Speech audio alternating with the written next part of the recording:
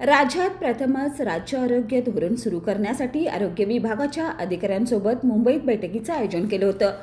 महाराष्ट्राचे स्वतंत्र आरोग्यविषयक धोरण बनवण्याचे निर्देश नामदार प्रकाश आंबेडकरांनी वरिष्ठ अधिकाऱ्यांच्या बैठकीत दिले. भविष्यात महाराष्ट्रात आरोग्य पर्यटन ही संकल्पना रुजवण्याच्या दृष्टीने काम करण्याच्या सूचनाही त्यांनी यावेळी दिल्या.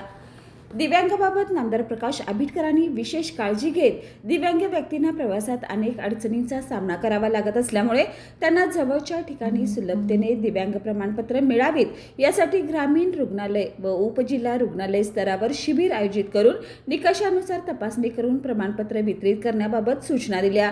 दिव्यांगांना बोगस प्रमाणपत्र देणारे व त्याद्वारे शासकीय योजनांचा लाभ घेणाऱ्या लोकांवर कडक कारवाई करण्याचे आदेशही त्यांनी दिले.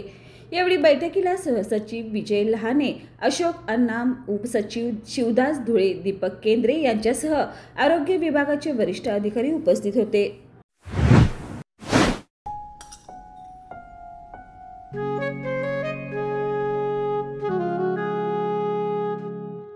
बाबा, आज येताना बासुंदी घेऊन या ना.